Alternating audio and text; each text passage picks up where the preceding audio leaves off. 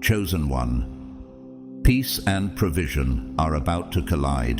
Can you feel it? This didn't find you by mistake. This moment was scheduled in the heavens long before you even pressed play.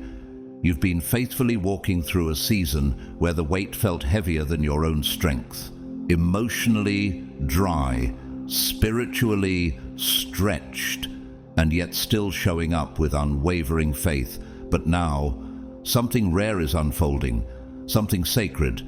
Heaven has whispered your name into a shift that can no longer be delayed. You're not just being sustained, you're about to be saturated. Have you ever wondered why it felt like God was silent while you were carrying so much? Because sometimes the silence means the delivery is too large to arrive in pieces. And now, everything is coming all at once. This is not just a new chapter. This is a divine intersection, a convergence of blessings that don't usually arrive together. Peace that calms your inner storm, and provision that fills every empty vessel. Not one after the other, but both at the same time. Imagine your soul finally catching its breath as your hands overflow with what you once prayed for through tears. This is that moment, and you're being invited into it by name. Let me ask you this. What if you weren't being punished all that time? What if you were being positioned for something that only the truly chosen ever get to experience? Not everyone will understand this kind of blessing, because this isn't just about getting a breakthrough. This is about stepping into divine balance, a place where your past doesn't chase you and your future flows with supernatural ease. You've been walking in faith without the fruit, but now the fruit is catching up, quickly, suddenly, like the rain that returns to cracked ground and makes it bloom overnight. And yes, you've felt weary. You've questioned your timing. You've asked God, why does it seem like others receive so easily while I carry so heavily? Could it be because what's coming to you requires a foundation only forged through fire? If your spirit is stirring right now, type 777 in the comments below. That number isn't random. It's a prophetic agreement, a heavenly code that says, I'm in alignment, I'm positioned, I'm ready. When you write it, you're not just responding, you're declaring, and that declaration releases momentum in the spirit realm. To those of you who've supported this ministry through super thanks, I speak this blessing over you. May your seed return in multiplied harvests. You're not just giving, you're building a prophetic well that others are now drinking from. And heaven sees it. Thank you, deeply.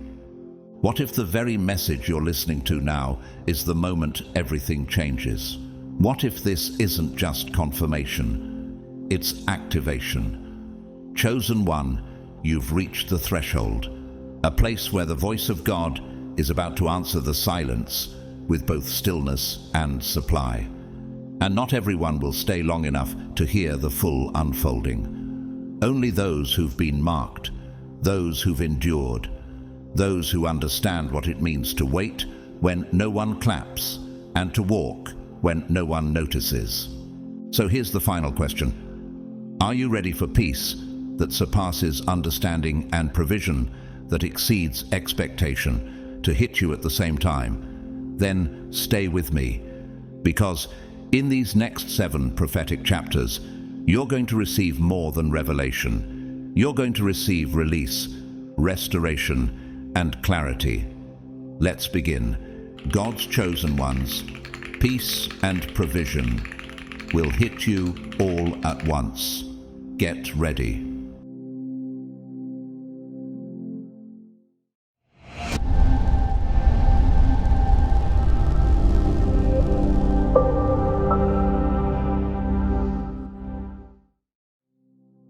Chapter 1. You've known war. Now you'll know peace. You, God's chosen one, haven't you known enough of war? Not merely the kind that rages with visible weapons, but the war that gnaws at your very soul, the war waged in silence, in dark nights and anxious mornings. For far too long, your spirit has battled not just against people, but against invisible pressures that wear down the will. Not only against difficult situations, but against demonic cycles that repeated like storms you were never allowed to outrun. How many times did you have to be the warrior while quietly wishing to be the one protected? Why did your victories always seem to come with a scar? Why did every smile you gave cost you another piece of your strength? There wasn't a single blessing you received that didn't come wrapped in warfare. You didn't inherit ease, you inherited endurance. While others walked into open doors, you were the one on your knees in front of locked ones, sobbing prayers through the cracks. While others were comforted, you were chosen to comfort while your own chest ached with unspoken grief. While others were given applause, you were given assignments, divine ones, heavy ones, silent ones. But still, you wrestled, just as Jacob wrestled the angel at Peniel, refusing to let go until he was blessed. Genesis 32:26. Haven't you done the same? Clinging in the night while everything inside you said to let go, crying out for change while God seemed silent, and yet somehow the silence became sacred. Have you ever wondered why you could forgive those who pierced you without ever receiving an apology? Why you poured into others when no one was pouring into you? Why you rose again even when everything in you screamed to stay down? Could it be that you were carrying something ancient, something eternal? You were molded in the secret, like David, anointed in obscurity long before you were ever acknowledged in public. And like David, your hands have known both the harp and the sword. You were made to war in worship and win in silence. The spiritual fatigue you feel isn't weakness. It's residue from the weight you've carried. Your spirit isn't failing. It's waiting for the exhale. Haven't you noticed how you've sat in rooms filled with people who never once saw the hemorrhage behind your hello? How you cracked jokes with a smile while your heart trembled beneath the laughter?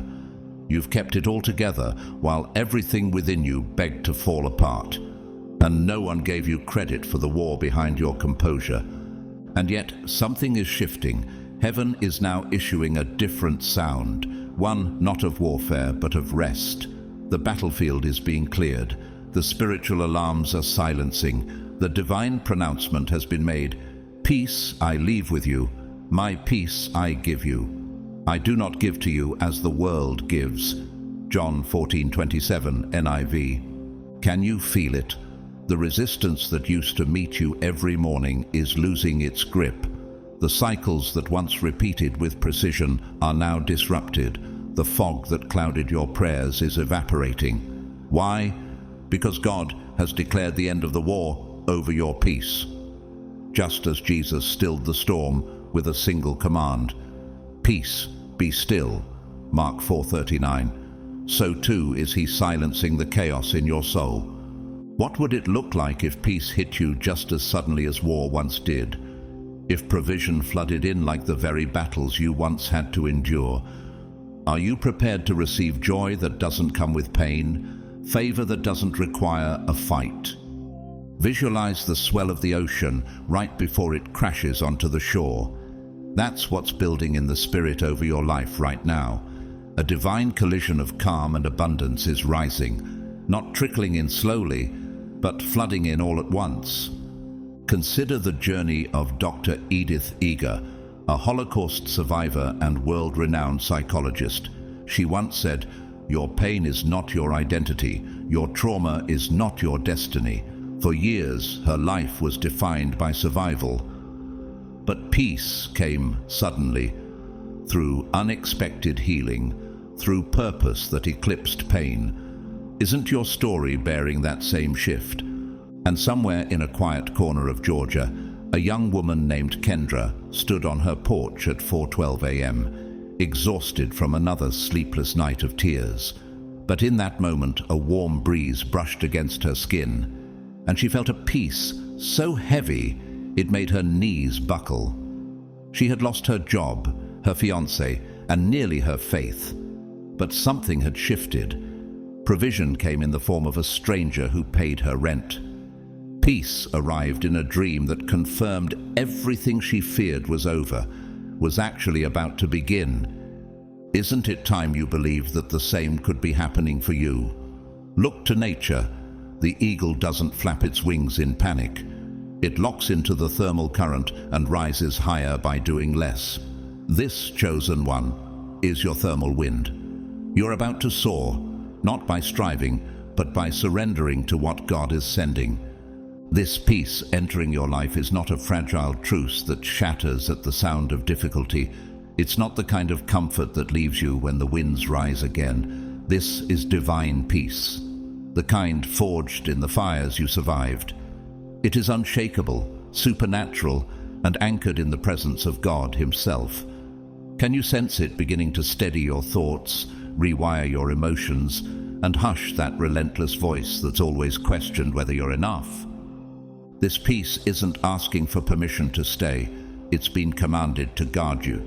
Paul wrote, "And the peace of God, which transcends all understanding, will guard your hearts and your minds in Christ Jesus." Philippians 4:7. You're not just being comforted, you're being covered. This peace is not decorative, it's defensive. It wraps around your soul like armor, shielding you from battles that once broke you open. How would your life change if you no longer had to fight just to feel safe? If you didn't have to defend your compassion as though it were a liability? What would it feel like to embrace joy without waiting for something to steal it? That time is here. You will no longer brace yourself every morning as though danger is your portion. You won't have to explain why you smile with caution or why your laughter always carries the weight of memory. God is severing the emotional traps that used to keep you stuck in survival mode. He's destroying the hidden triggers that made your joy feel dangerous. The storm clouds that once hovered are dissipating, and not because of anything you did, but because of everything He declared. Just as Elisha prayed and God opened the servant's eyes to see angelic armies surrounding them, 2 Kings 6:17, your eyes are being opened to the truth. You've never been unguarded. Heaven has always been closer than the chaos. The ground beneath you is undergoing divine transformation. Where once there was friction, there is now favor. Where there was resistance, there is now a quiet rebuilding. You're not being left alone. You're being led into peace so deep it will feel almost foreign at first. But don't fear it. Don't rush back to the war zone you've outgrown. Do you remember the story of Hannah, who wept bitterly in the temple, her voice trembling as she pleaded with God for a child? 1 Samuel 1:10-11. For years, she had been tormented by barrenness and ridicule. Yet, after one divine encounter, her peace came before her provision. Her face was no longer downcast. 1 Samuel 1:18. That's what's coming to you, peace that arrives before the blessing, because sometimes peace is the beginning of the blessing. You may not have all the answers yet, but something deep within you is stabilizing. Your spirit is recognizing the shift. There's a stillness forming in your mind that's louder than fear, a holy rhythm returning to your heart that beats with hope instead of panic. And your soul, oh, your beautiful battle-worn soul, is stepping into a sanctuary that wasn't built by human hands. Have you noticed how sunsets don't rush to end the day? They take their time. They ease the world into rest. That's what God is doing with you. Not an abrupt shift, but a holy winding down of the war that once ruled you. The world-renowned artist Makoto Fujimura, known for his faith-infused abstract paintings, once said, "To slow down is to begin to see. To see is to begin to rest." In a world addicted to speed and struggle, you are now being granted permission to slow down and finally see. And in a quiet suburb outside of Madrid, a widowed man named Tomas, who hadn't known joy since his wife's passing, began waking up with a song in his heart again. It wasn't because circumstances changed. His income was still limited, his body still ached, but his inner climate shifted. He stopped rehearsing sorrow and started hosting peace. His days began to feel like warm sunlight breaking through the curtains after years of darkness. In the stillness now forming around you, you are not being emptied, you're being anchored. This next season is not more warfare, it is wellness. You're not stepping onto another battlefield. You're being invited into divine balance, holy stability, and sacred rest. The war was real, yes, but peace is greater. The sorrow was deep, yes, but restoration runs deeper. And now heaven is no longer whispering, it is declaring, "Rest, beloved, the war is over. Let me give you peace." Chapter 2. The struggle for survival is ending. You, beloved chosen one, haven't you lived long enough on the cliff's edge, tiptoeing between breakthrough and burnout? Haven't you carried the weight of entire seasons with barely enough in your hands, and somehow still managed to move forward as if you weren't breaking inside? How many mornings did you rise with a question haunting your mind? Will I have enough strength, faith, provision just to make it through this day? You stretched every dollar, every moment, every drop of energy, and still poured into others. You gave when it defied logic. You planted seeds in dry ground, believing in harvests no one else could see. Wasn't it you who tithed with tears streaming down your face, whispering promises you were barely holding on to? Who lifted your hands in worship when your world lay in ruins beneath your feet? Who smiled at testimonies of others walking in abundance while you tried to find purpose in the middle of the drought? And yet, bitterness never claimed you. You remained soft in spirit, faithful in the fire. You kept saying aloud what your soul could barely whisper, "God will provide."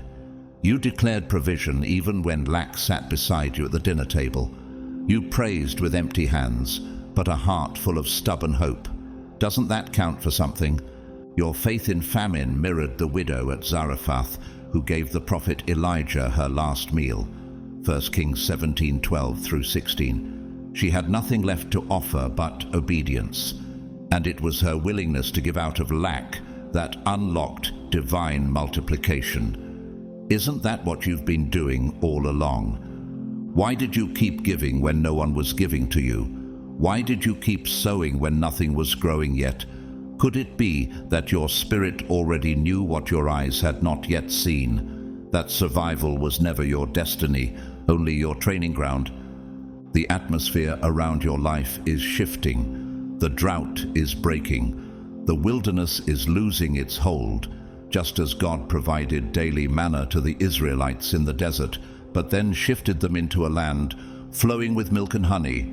Exodus 3:17. So too is he now moving you from daily survival to generational abundance. What if you were never meant to live your entire life in just enough?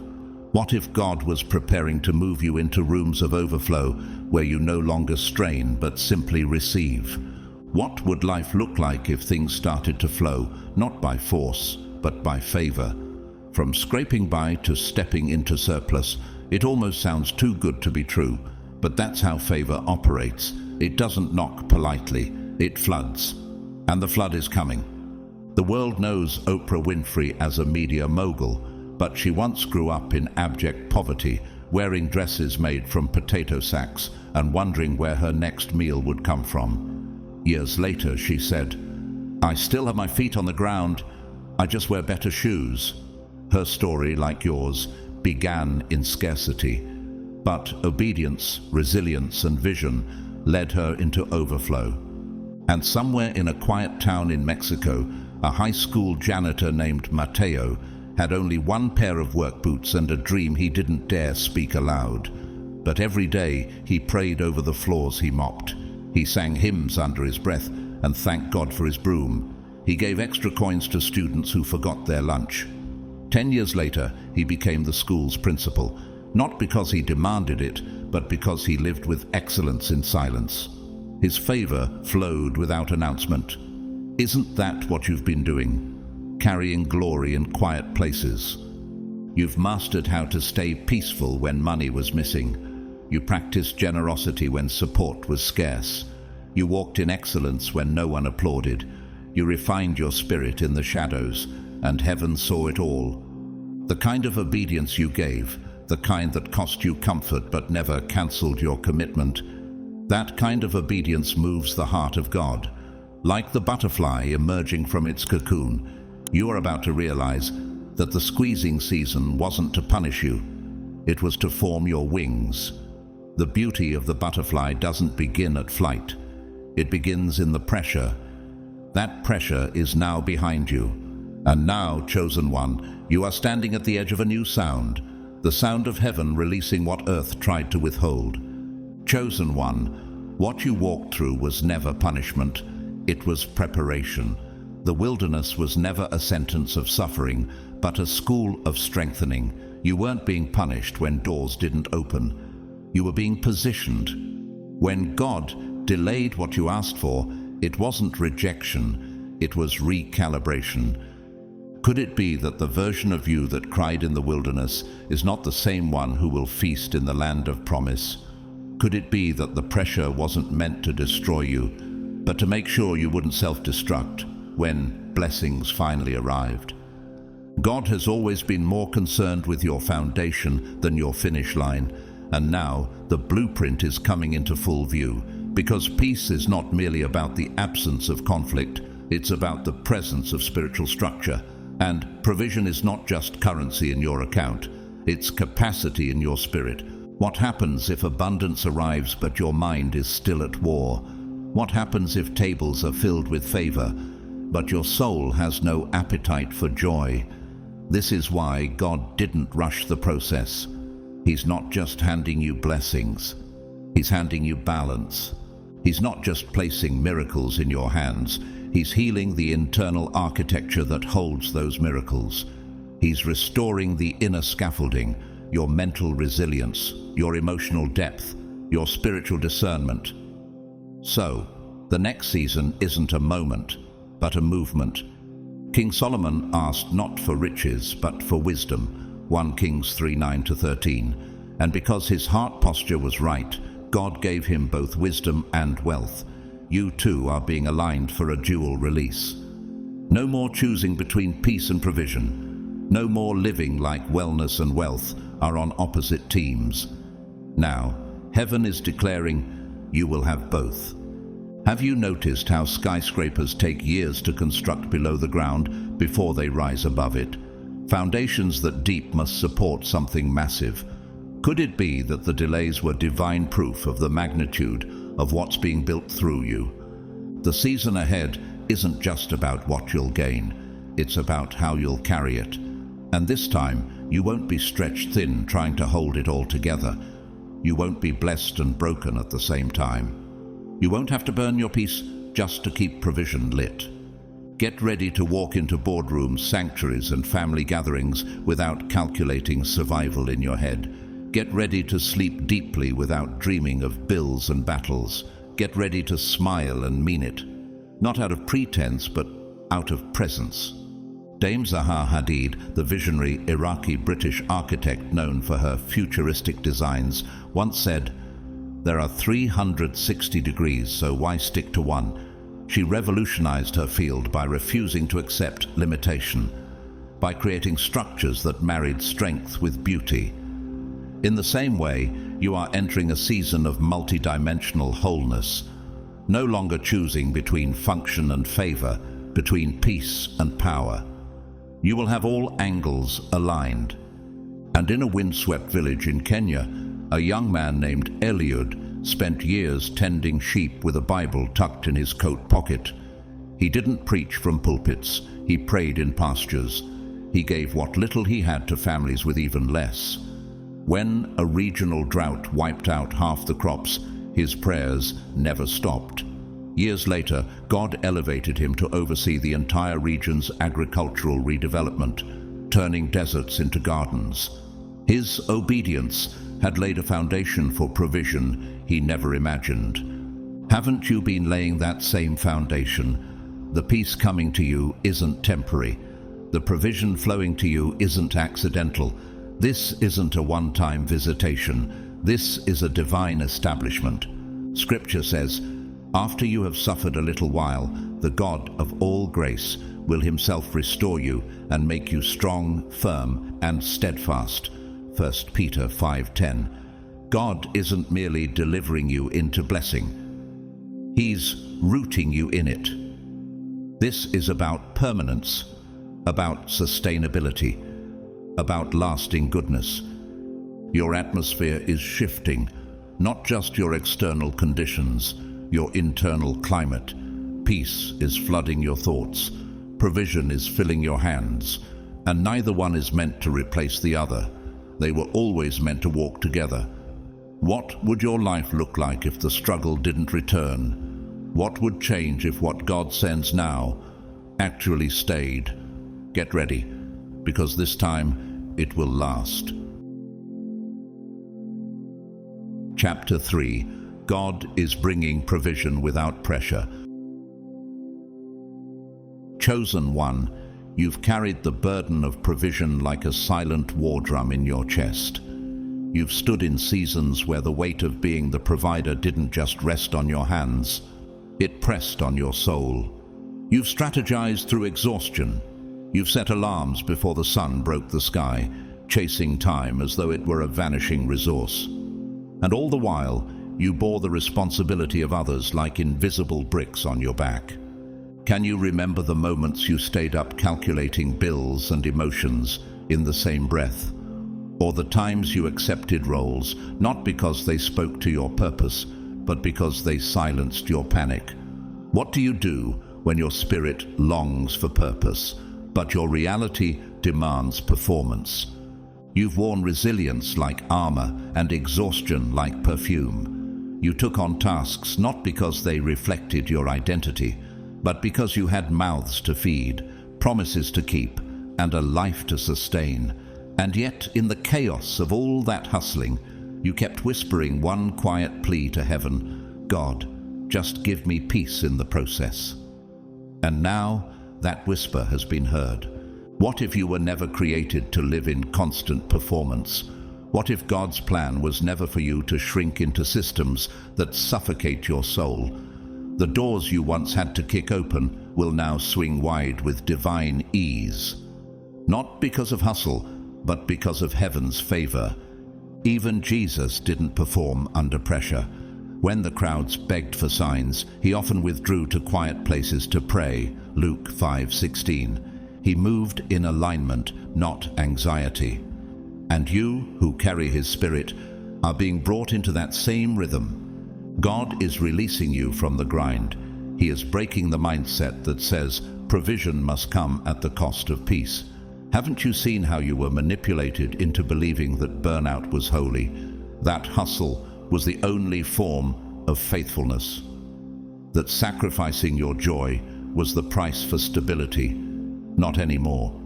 The doors opening now are anointed for your alignment. You will no longer enter rooms that require you to betray yourself. You won't have to shrink your soul or starve your spirit just to be accepted. Provision is coming. But this time, without the pressure. The blessing of the Lord makes rich, and he adds no sorrow with it. Proverbs 10:22. This is the promise you're stepping into. Not just blessing in your hands, but rest in your bones. Can you imagine receiving provision that doesn't drain you, but heals you? What if the opportunities coming next saw your calling before your credentials? What if the rooms you walk into welcomed your presence without demanding you earn it? The artist Jean-Michel Basquiat once said, "I don't think about art when I'm working. I try to think about life." Though unorthodox and often misunderstood, he created from instinct, not pressure. And history honored what the system tried to reject. You too are being repositioned to create, to produce, to provide, not from stress, but from flow. In a small Appalachian town, a woman named Lorraine ran a roadside diner for 17 years, never making more than enough to cover rent and payroll. She prayed while flipping pancakes, served kindness with every cup of coffee, and never charged the homeless who wandered in. One day, a food blogger driving through the mountains stopped in, posted a review, and within weeks Lorraine's diner was a destination. She didn't chase influence. Influence found her at her post of faithfulness. Isn't that the kind of provision you've been waiting for? The kind that finds you where you are, faithful, consistent, and true. The resources now being released will match your integrity. The invitations coming will speak your spiritual language, and the financial blessings arriving will respect your emotional boundaries. You won't have to sacrifice your Sabbath for your salary. You're being reintroduced to the kingdom way, where your identity is not measured by your productivity, and your provision is not built on pressure, where rest is not a reward for burnout, but a rhythm of blessing. Picture the quiet strength of a river, not frantic, not forced, yet it carves through stone. That is how provision will move in your life now. Quiet, certain, relentless, not by grind, by grace. Listen carefully, chosen one. Heaven is speaking clearly in this hour. I can prosper you without draining you. I can elevate you without exhausting you. I can lead you into overflow without watching you disappear beneath it. This is not just encouragement. This is a divine decree over your destiny. You are not entering a season of striving. You are entering a system of sacred flow. What's coming to you isn't born from burnout. It's birthed in alignment. Can provision really come without depletion? Can you truly prosper and still protect your peace? You're about to live the answer, because divine provision doesn't strip you. It strengthens you. It doesn't rob your rest. It restores your rhythm. It doesn't make you question your worth. It confirms everything God already told you about who you are. You will be like a well-watered garden, like a spring whose waters never fail. Isaiah 58:11. This is the promise that hovers over your name. This is the kind of provision heaven is initiating, one that replenishes as it pours, one that flows not from fear, but from favor. You're about to witness something holy. The very things that once drained you will now develop you. Tasks that once required every ounce of willpower will begin to move with grace. Not because you stopped working, but because you stopped striving in the flesh. Not because you lost your ambition, but because you finally surrendered to alignment. Have you ever wondered what would happen if peace and provision walked into the room together and didn't compete? God is about to show you that His way still works. The world will promote grind. The kingdom promotes grace. Culture screams for hustle. Heaven honors obedience. Moses didn't part the Red Sea by sheer force. He lifted his staff in obedience. Ruth didn't secure her future by striving. She aligned herself with divine timing in the field of Boaz. And you are being repositioned not by panic, but by peace. The late Cardinal Carlo Maria Martini, a Jesuit scholar and former Archbishop of Milan, once said, "Peace is not the absence of problems, but the presence of God in the midst of them." He led with intellect and silence in an age of noise, and he proved that deep spiritual authority is forged not in frenzy, but in stillness. That same stillness is rising in you now. And just outside Brisbane, a man named Hugo ran a small landscaping business. For years, he struggled to keep clients. He worked long hours under the sun, rarely seeing his children. But after a season of prayer and realignment, he began to change how he worked, honoring Sabbath, refusing projects that compromised his peace. Slowly, something shifted. Clients who valued his ethic and his rest-filled model began to seek him out. Not because he toiled, but because he stood firm. Within 2 years, he was training others to run sustainable businesses rooted in boundaries and balance. Isn't that what you've been craving? A rhythm of provision that doesn't cost your soul. This next season isn't about you being stretched thinner. It's about you being filled deeper. God is not asking you to pour from your wounds. He's pouring into your healed places so that you overflow from wholeness, not brokenness. You're moving into a holy exchange, pressure for peace, burnout for balance, fear for faith. And from this divine abundance you will pour, not with fatigue clinging to your voice, not with resentment lurking behind your generosity, but with joy, with clarity, with fullness. Peace and provision were never enemies. They were always meant to walk hand in hand, and now they will. Over your life, in your home, through your calling. Because you are not a machine built to survive. You are a vessel designed to carry glory. And glory doesn't grind. Glory flows. So breathe easy. The storm has passed. The striving has ceased. Your spirit is catching its breath, not in retreat, but in rising. This is your appointed time. This is your new atmosphere. Provision with peace. Prosperity without pressure. Favor without fatigue. It is not a temporary shift. It is a new covenant, and it begins now. Chapter 4. You're being delivered from chaos.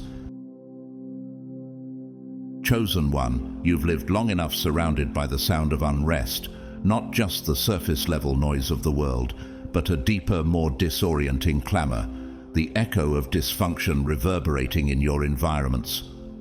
The stormy dialogues of unstable relationships, the whirlwind of emotional responsibility, and the ongoing hum of spiritual warfare that never gave you a full moment of rest.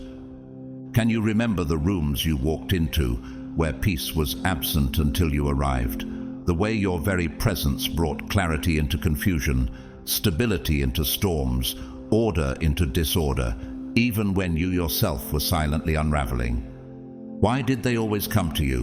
Why did everyone else seem to rest while you held their chaos together? You've been the lighthouse in others' fog, the anchor in their tempests, the safe place they ran to while siphoning the very peace you were barely preserving for yourself. And through it all, you kept showing up. Not because you had more to give, but because you refused to let the atmosphere win. But what happens when the one who holds the room together starts to come undone? What happens when the very chaos you contain begins to invade your sleep, your emotions, your health? That's where you've been, managing damage that didn't even originate from your decisions, carrying burdens that weren't yours, fighting storms that didn't belong to you, and yet you stayed, faithful, present, quiet. But now, heaven is not staying quiet. God is stepping in, not just as a comforter, but as a divine disruptor. He's not just calming the chaos, he's confronting it, not just giving you peace, but delivering you from the very systems, cycles, and spirits that keep disturbing it. Have you ever noticed how certain environments subtly made you question your sanity? How certain people created confusion and called it connection? How certain patterns tried to baptize you into their disorder? That was never holy. That was warfare. God is now severing soul ties with instability. He's unplugging you from atmospheres that masked bondage as loyalty. He's shutting the mouths of those who disguised control as care. For God is not a God of confusion but of peace. 1 Corinthians 14:33. If peace hasn't lived there, God didn't plant it. This isn't just answered prayer, this is divine rescue. The chaos you once adapted to will now agitate your spirit. Why? Because what once was tolerated is now incompatible with your elevation. You are being relocated, not just in geography, but in gravity. Your spirit is rising to new frequencies, and the static of dysfunction can't follow you there. Think of Elijah after his greatest victory on Mount Carmel. He had called down fire from heaven, yet found himself under a tree, exhausted and pursued, ready to give up. But God didn't just send strength, He changed the atmosphere. He led Elijah into a cave where the chaos finally quieted. And there, God was not in the wind, nor the earthquake, nor the fire, but in a still small voice, 1 Kings 19:12. That's what's coming to you. A holy hush that realigns everything. Have you asked yourself why the noise lasted so long? Why the battles seemed to chase you even when you weren't moving? Could it be because your very presence threatened the systems of confusion that surrounded you? British author and philosopher Alain de Botton once remarked, "The difference between hope and despair is a different way of telling stories from the same facts." For too long, people around you shaped the narrative of your life through fear and confusion. But now, God is rewriting the story, not through noise, but through nuance, through stillness, through truth. In a low-income neighborhood on the south side of Chicago, a single mother named Janelle raised 4 children while working 2 jobs. The home was small, the noise endless, fighting neighbors, unpredictable relatives, survival screaming from every corner. But one morning, she lit a candle, turned off her phone, and played soft worship music before her kids awoke. That became her new ritual, a few moments of intentional peace that began to infect the entire household. Within months, her children began joining her. Chaos didn't evaporate, but it lost its power. That sacred space grew louder than the noise around it. This is your shift. You're not being asked to manage chaos anymore. You're being delivered from it. The confusion that once felt familiar will now feel foreign. The voices that once controlled you will be silenced. The drama that used to follow you will dissolve. Not because you hid better, but because you've been elevated. Peace is not your reward for surviving. It is your requirement for thriving. Chosen one, this next move from God is intentional. He's not just bringing you into promise. He's clearing the ground before the foundation is poured. He's removing what distracts before he delivers what you've been praying for. He's decluttering the spiritual landscape because what's coming cannot dwell in disorder. Have you noticed the quiet forming around your life? The sudden separations, the inner nudges to release, the closed doors you didn't expect. That's not punishment, it's positioning. God is not simply giving you abundance. He's ensuring you're rooted in the right environment to receive it, protect it, and flourish within it. There's no sense in planting a vineyard in dry, contaminated soil, and there's no peace in sowing into spaces still tangled with confusion.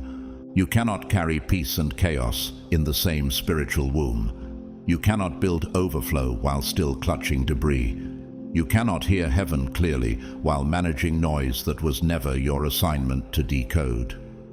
Could that be why certain people are fading from your orbit? Could that be why spaces that once felt safe now feel suffocating? God is not asking for your permission. He is preparing your protection.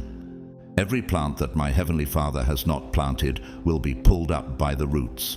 Matthew 15:13. And right now, he's uprooting dysfunction disguised as destiny. Relationships, habits, atmospheres, whatever to please, but it tries to compromise your clarity. He's confronting it, not to harm you, but to honor you. You're being repositioned for peace. So when the silence comes, don't misread it. It's not absence, it's alignment. When people exit without explanation, don't panic. Some exits are divine escorts into your next chapter. Some losses are God's way of making room for sustainable joy. Some closures are not punishments, they're prophetic renovations. Ask yourself, what if the silence is God speaking the loudest? What if the separation you're grieving is actually the setting apart your spirit has been craving? In the Old Testament, before Nehemiah rebuilt the walls of Jerusalem, he first surveyed the ruins in silence. Nehemiah 2:13. He didn't rush into reconstruction. He moved quietly, assessing what needed to be removed before building what would last. And that's what God is doing with you. Before the divine construction begins, the cleanup is essential. Author and speaker Brené Brown once said, "You can't numb the dark without numbing the light." And for too long, you've tolerated emotional noise as a way to avoid deep spiritual surgery. But now God is turning down the volume, not to disconnect you, but to deliver you. In a quiet suburb outside Oslo, a man named Henrik lived with the noise of internal torment for decades, never feeling enough, always keeping peace at the cost of his own. After a solitary retreat into the northern woods, he journaled what he hadn't said in years. "I've been surviving people's chaos while ignoring my own soul." That trip marked a turning point. He returned not with noise but with non-negotiables, and from that moment on, peace became his practice, not just a distant prayer. That's your inheritance now. You're not just being delivered from people, you're being delivered from patterns. The pattern of saying yes when your spirit was screaming no. The habit of extending grace while denying yourself boundaries. The cycle of rescuing others while losing pieces of yourself in the process. God is not just shifting your surroundings, He's recalibrating your soul. He's extracting you from old rhythms that made chaos seem normal. Because peace is no longer a reward you get for surviving a storm. Peace is becoming your permanent address. God is saying, "I'm making peace your home now, not your vacation." No more brief visits to rest before being hurled back into confusion. No more returning to atmospheres that devalue your discernment. No more surviving messes that were never your mission. This is final. This is full. This is forever. You're not going back to the cycle. You're not returning to dysfunction. You're not picking up what God has buried. You are being delivered, mind, body, and spirit, into a new frequency where peace governs your decisions and clarity builds your direction. This is your Exodus moment. You're not just leaving Egypt. Egypt is leaving you. Chapter 5. This next blessing will come with rest. Chosen one, haven't you grown weary of fighting for every inch? Can you recall how often your victories came through sweat-soaked prayers and sleepless nights? You've known the sound of breakthrough, but also the echo of battle right behind it. Every open door seemed to have resistance waiting on the other side. And every time you climbed higher, the air got thinner, not because the altitude was too great, but because the warfare didn't cease. You never received anything easily, but you received it faithfully. Do you remember the times you worshipped while your strength was on its last breath? The moments you poured encouragement into others with a cup that had already run dry? You rose early, stayed up late, not out of passion but necessity. Not because you had the luxury of rest, but because your responsibilities didn't ask how tired you were. And yet, you praised, you gave, you obeyed, you carried honor in your exhaustion, you held reverence in your lack. You walked with quiet obedience through seasons where others would have collapsed. Have you ever wondered if anyone noticed the weight you carried in silence? Heaven did. And now, heaven is issuing a new decree over your life. The next blessing will not come through striving, but through stillness. This one won't demand your exhaustion, it will invite your rest. This one won't require your performance, it will reward your alignment. God is not just releasing provision, He is pairing it with peace. Can you imagine what it feels like to breathe again while being blessed? To step into favor without forfeiting your soul? The days of choosing between your sanity and your success, those days are ending.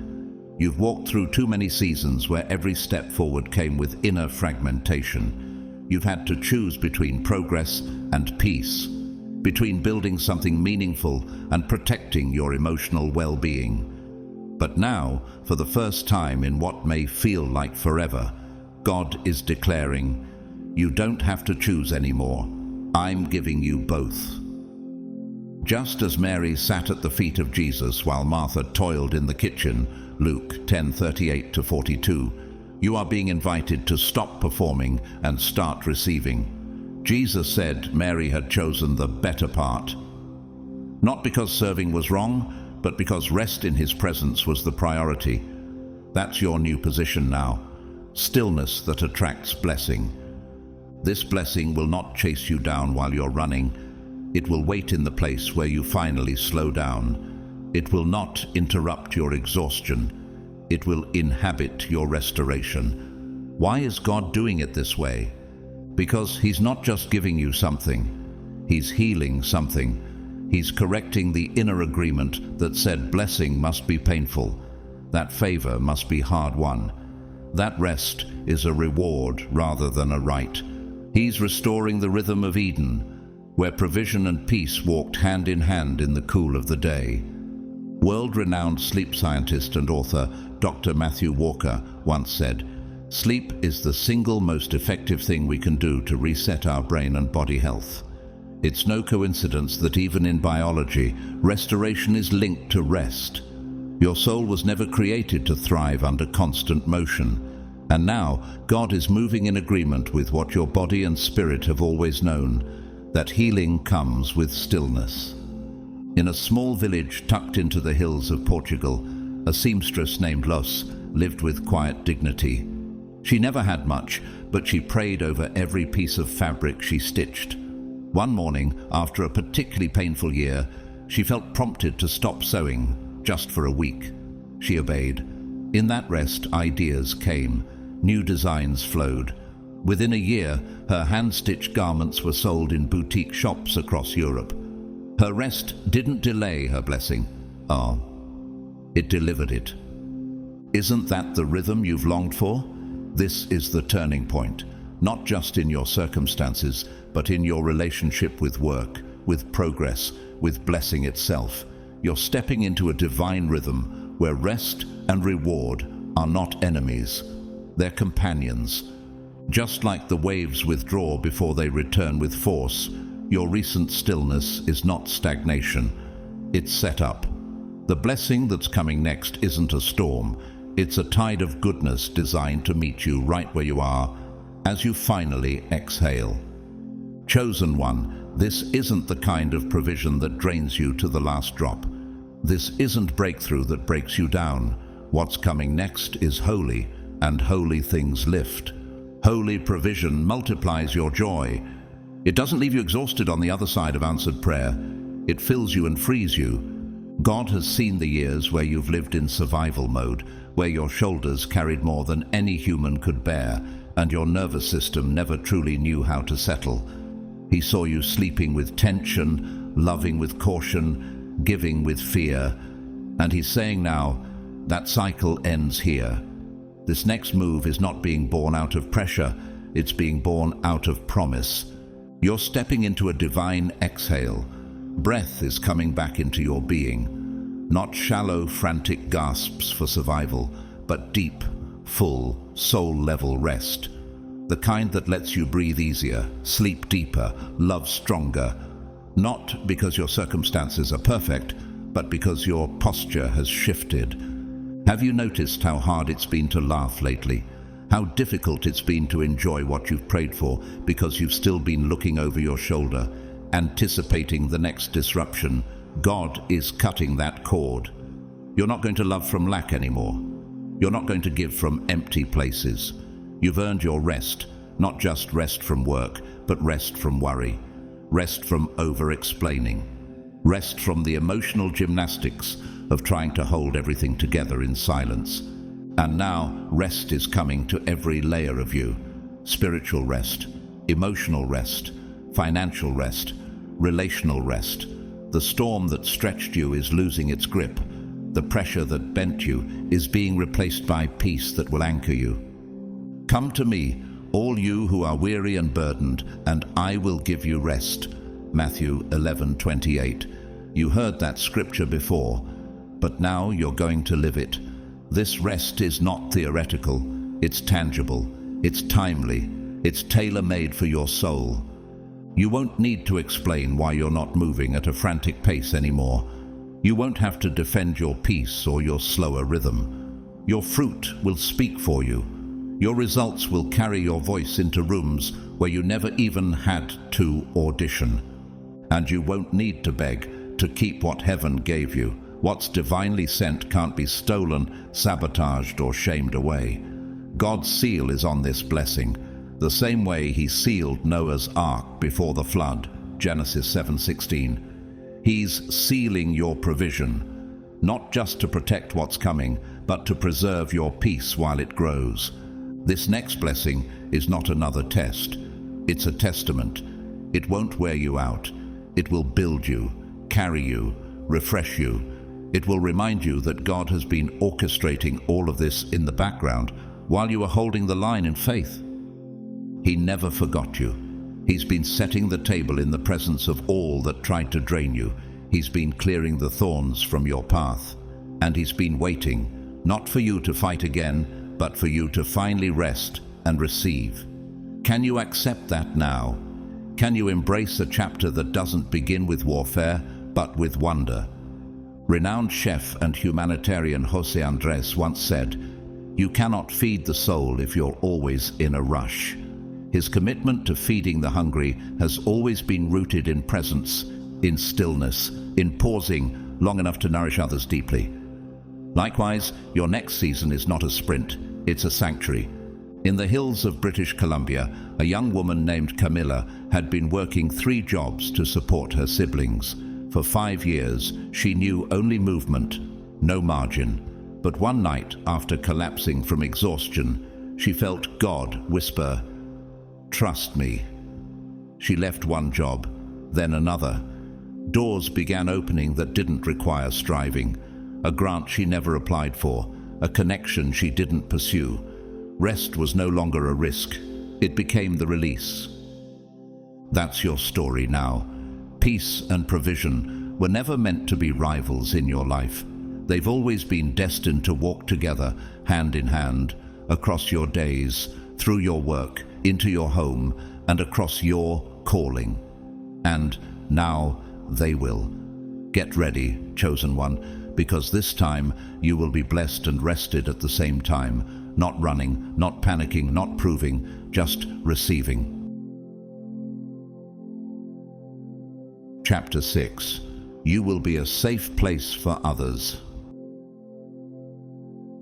Chosen one, not a single moment of your pain was pointless. Nothing you survived was wasted.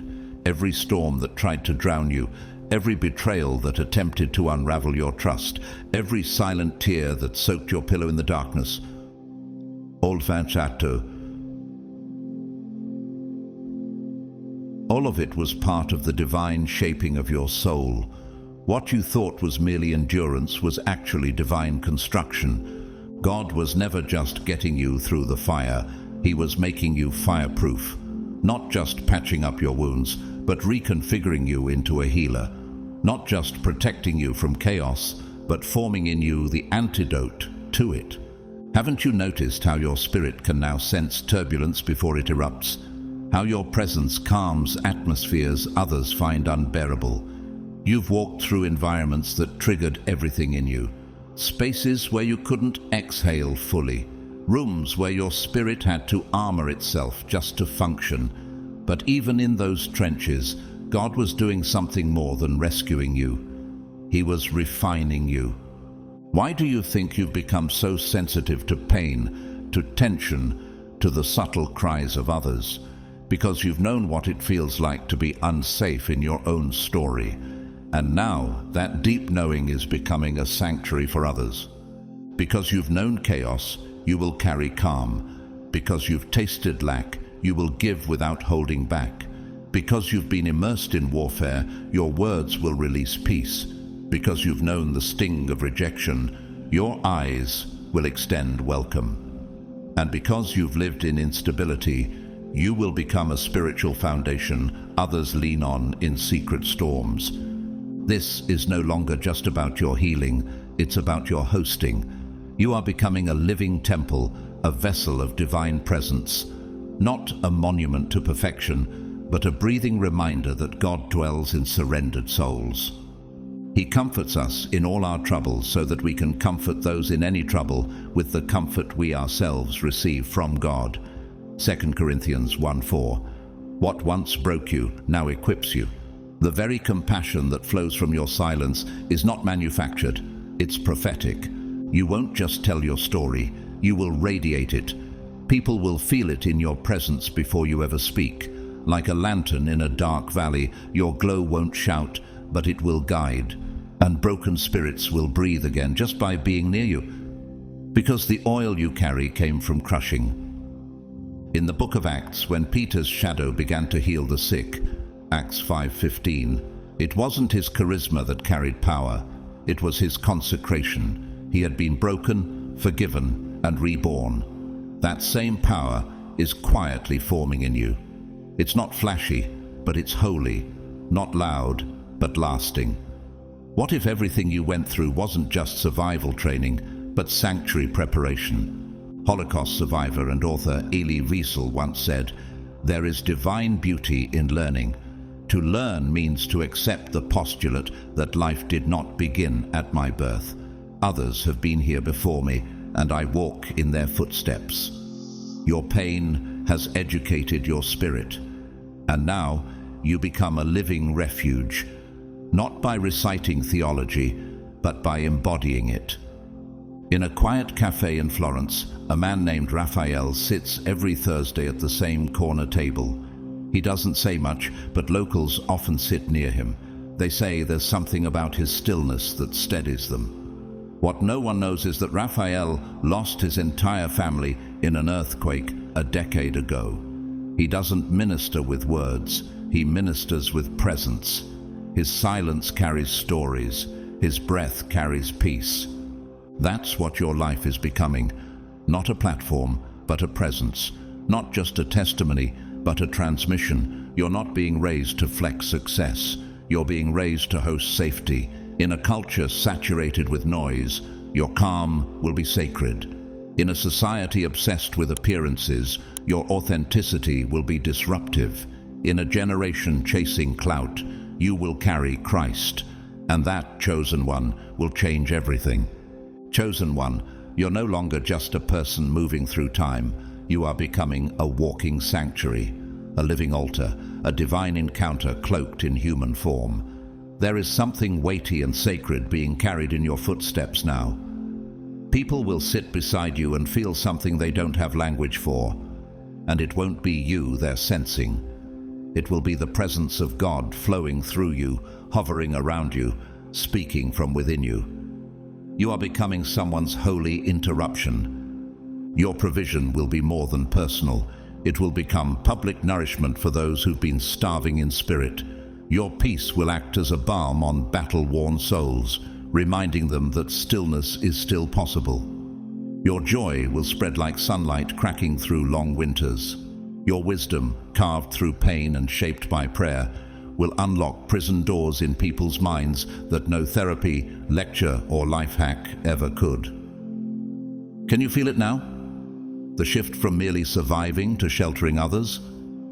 The very safety you once begged God to give you, the comfort you cried for at midnight, the refuge you sought in empty rooms, is now radiating from you. What once was your prayer request has become your prophetic identity. You are no longer just healed. You are healing. You are no longer just restored. You are restoring. You are not just at peace. You're carrying peace like a divine aroma that lingers long after you leave the room. And here's the part that will make your spirit leap. You will not be known by your old wounds, not the betrayal, not the abandonment, not the breakdown. You will be known by your fruit. You will recognize them by their fruits. Matthew 7:16. And your fruit will be unmistakable.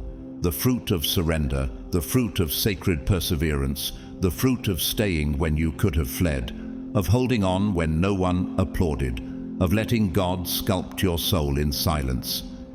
No longer will your identity be tied to your survival story.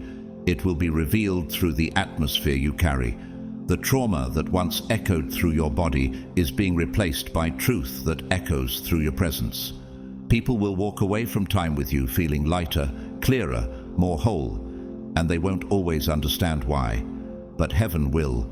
Heaven knows what you carry. Do you understand what that means?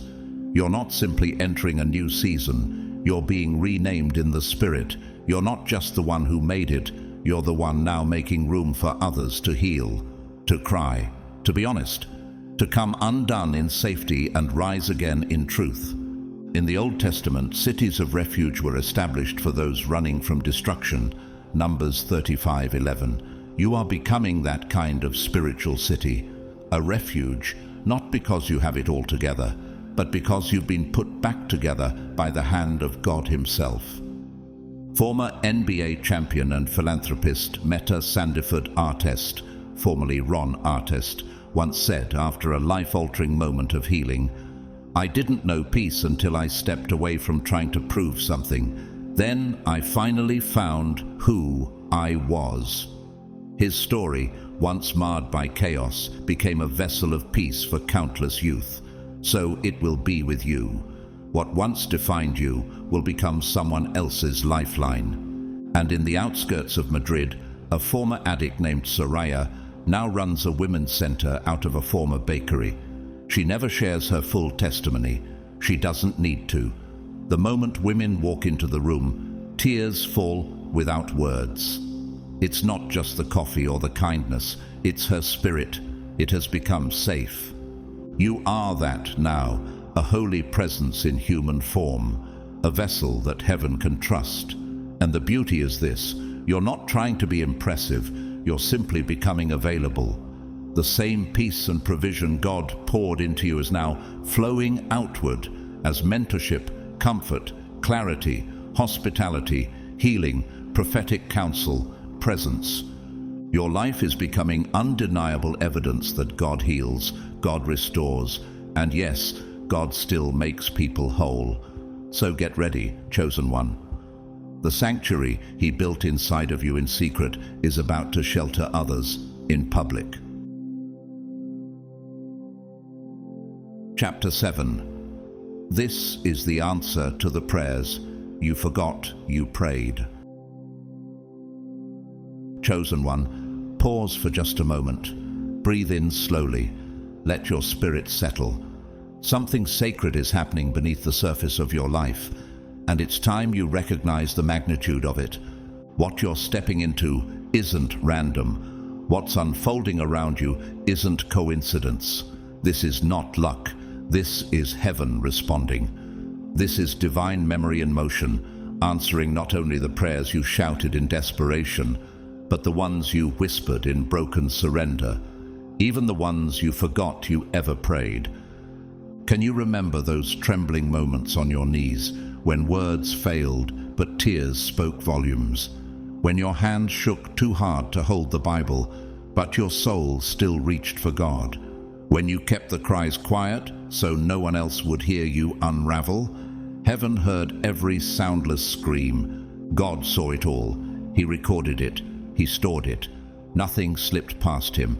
Every ache, every unspoken plea, every time you whispered, "Help," beneath your breath, it echoed into eternity.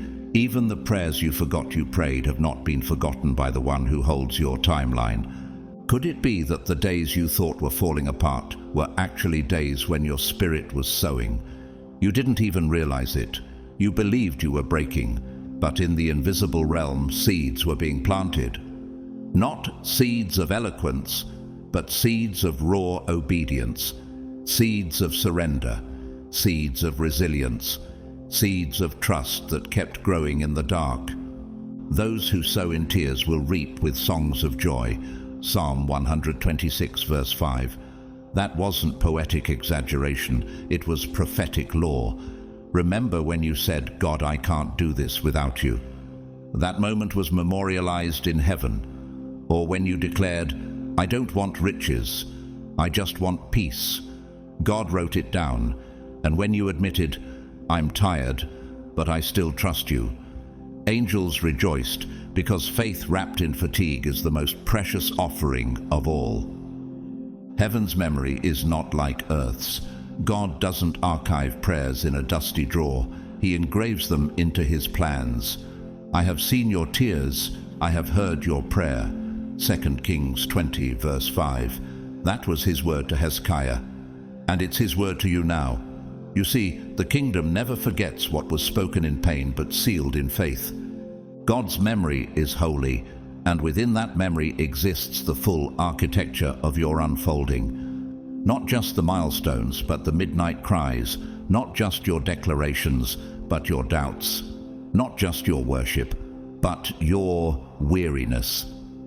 All of it has been accounted for in the design of what is now beginning to take shape. Look again. Can't you feel the air shifting? The atmosphere is being rearranged in your favor. Opportunities are aligning behind the scenes, quietly, steadily, not because you campaigned for them, but because you qualified through faithfulness. You qualified through consistency when no one applauded, through surrender when no one validated you, through spiritual maturity that was forged in loneliness. What if what's coming now isn't the result of asking louder, but of obeying longer? Real estate mogul and philanthropist Mohed Altrad, once a Syrian orphan, built his empire not by force, but by discipline. He once said, sometimes the smallest sacrifices made quietly lead to the biggest openings. You made those sacrifices in silence, without spotlight, and now the gates are opening. In the hills of South Korea, a woman named Mina tended a hidden prayer garden for 12 years. No followers, no platform, just intercession. One day, a missionary stumbled upon the garden and asked to film it. That footage opened doors to fund ministries around the world. Mina had forgotten most of the things she asked God for, but God hadn't. Her silence had never gone unnoticed. Yours hasn't either. And now here's the miracle. This next season will not be tainted by the same warfare that marked the last. You've wrestled enough. You've bled enough. You've cried enough. You've fought to protect your peace. Now you'll inhabit it. You struggled to survive. Now you'll thrive. You wandered through fogs of confusion. Now clarity will cover you like warm oil poured gently from heaven's hand. Not because you chased it, but because you grew into it. Chosen one, this is what it truly means to be restored. Not merely to be blessed, but to be made whole. Not just to receive something outwardly, but to feel complete within. Restoration is deeper than replacement. It's healing on a soul level. It's the quiet confirmation that the pain had purpose, that the process had precision, and that heaven was always paying attention. God is not just answering the one prayer you cried in desperation. He's responding to the layers of longing you didn't even realize were prayers. Prayers like, Lord, if you just give me one chance, I'll use it wisely. God, if you heal me, I'll never go back. Father, I don't want a platform. I want purpose. You didn't say those things to impress anyone. You said them in stillness, in surrender, in sacred solitude. You whispered them into tear-soaked pillows, mouthed them in traffic, thought them in silence while sitting alone in crowded rooms. And now those surrendered words are blooming, not with spectacle, but with substance, because the kind of blessing coming now doesn't scream, it doesn't rush, it doesn't arrive with flashing lights or public fanfare. It enters quietly, clothed in peace. It finds you not while you're striving, but while you're still. This isn't a performance-driven miracle, it's a whisper-fulfilled promise. Can you feel it? The gentleness of what's coming. It's being ushered in by angels who know exactly what you need. Not more commotion, not more pressure. You need rest. You need a restoration that doesn't ask for anything in return. And that's exactly what's arriving. Not because you demanded it, but because heaven has always remembered who you truly are. You were never forgotten, never abandoned, never behind. You weren't disqualified. You were being divinely positioned for this hour, for a moment when peace and provision would walk into your life side by side, hand in hand, finally and fully. Do you understand what this means? You will no longer have to choose between purpose and prosperity. You will no longer have to trade your peace of mind for a paycheck. You won't have to tear yourself in half to prove your worth to anyone, because your next season isn't about striving. It's about receiving what was always written into your story. God is not a man. He doesn't bless partially. He doesn't reward halfway. Every good and perfect gift is from above, coming down from the Father of the heavenly lights. James 1:17. He blesses fully, eternally, purposefully. And now, chosen one, you're about to feel what it's like to be at peace, not just with the present, but with your past. No more replaying regrets, no more dragging shame like luggage from an old season. You're being released, forgiven, realigned. You're not just about to receive divine provision, you're about to inhabit it. It won't require chasing, it won't require compromise. It will arrive like dew on the morning grass, faithful, gentle, sufficient. The world told you your tears were weakness, but heaven called them investments. The world said your silence was failure, but God called it faithfulness, and now the returns are being released. This is more than reward. This is confirmation that nothing was wasted, that your delays were divine, that your faith was never ignored, that your pain had a purpose. Famed cellist Yo-Yo Ma once said, "Passion is your joy. It is the essence of who you are. You have to unwrap it, find it, and use it." But what he didn't say is that sometimes passion is discovered only after pain. You've been unwrapped by fire, but what's left is pure and powerful. And in a sunlit street in Bogota, a teacher named Lorena used to wonder if anyone saw her late nights grading papers in the dark. Her salary barely enough to sustain her, her prayers often unanswered. But one day, the child of a former student, now a university graduate, returned and placed a scholarship fund in her name. Her decades of sowing weren't forgotten. They simply matured in silence. And so have yours. This is your harvest moment, but not the noisy kind. The kind that slides in gently, settles deeply, and never leaves. Chosen one, get ready. You're not just going to see God's goodness, you're going to become living proof of it. A story that says, yes, God heals. Yes, God provides. Yes, God restores completely. Chosen one, this is your divine fulfillment. Moment, pause with me for a moment. Breathe. Feel the weight of what heaven has just revealed to your spirit. This wasn't just a series of words, it was a sacred unveiling. You've walked through 7 chapters of truth, not just as a listener, but as one who was divinely called to hear this message at this exact time. You have moved from drought into overflow, from warfare into rest, from questions into clarity. This is not luck. This is not coincidence. This is what happens when heaven remembers.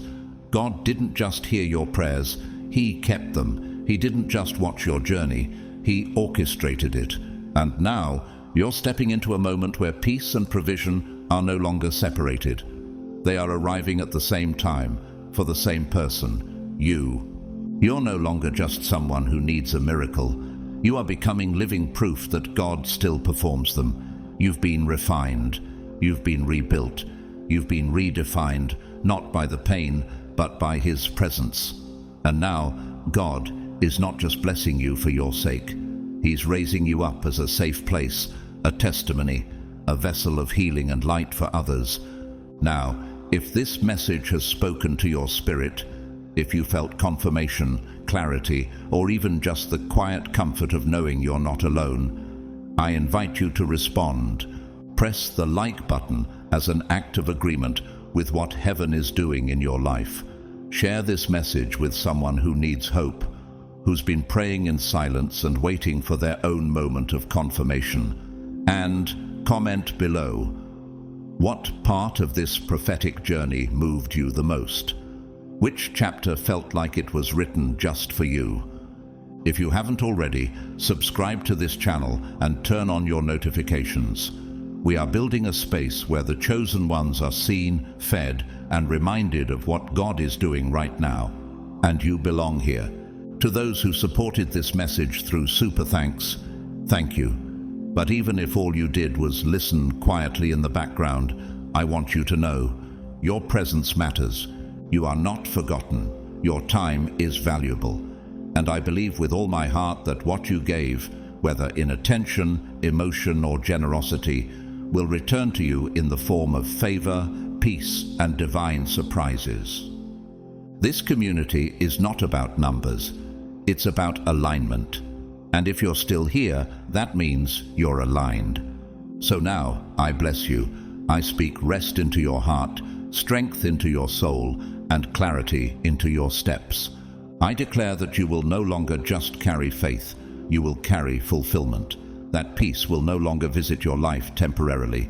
It will dwell with you daily. That the provision you're about to receive will not require striving, only alignment.